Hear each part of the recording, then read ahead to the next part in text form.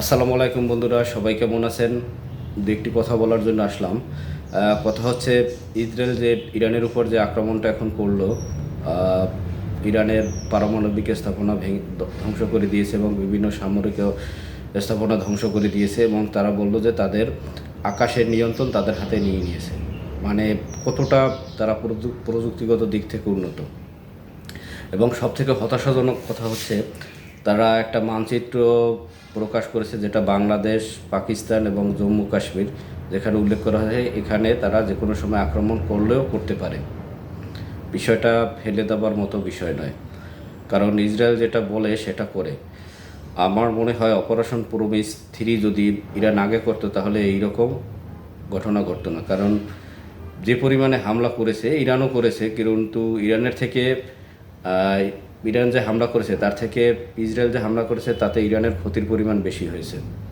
এবং Iran Israel পাকিস্তানকে হুমকি দিয়েছে, যদি ইরানের পাশে দাঁড়ায় তাহলে ইরান ধ্বংসের পর তাদের উপর তারা আক্রমণ করতে পারে। মানে এটা একটা খুবই হতাশাজনক কথা, যে কোনো সময় আক্রমণ করতে পারে। কিন্তু পাকিস্তান হচ্ছে পরশক্তি, তারা পারমাণবিক শক্তিধর দেশ।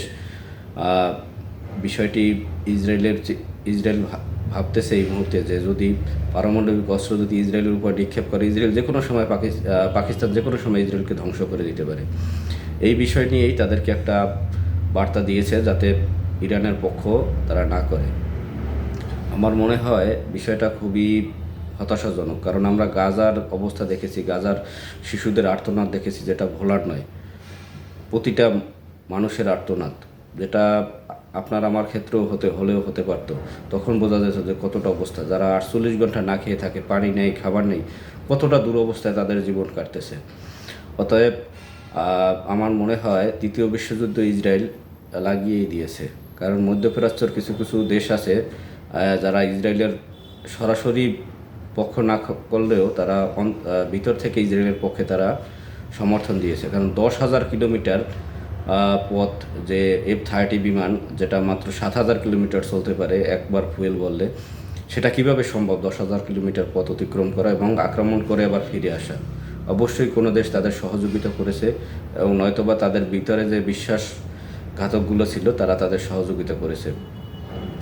আশা করি আমার কথাও, আমি রাজনীতি নিয়ে কথা বলি না, কিন্তু আজকের বিষয়টা দেখে খুবই খারাপ লাগলো, কারণ আমার চোখের সামনে গাজার দৃশ্যটা ভেসে উঠেছিল, তাই কথাগুলো বললাম।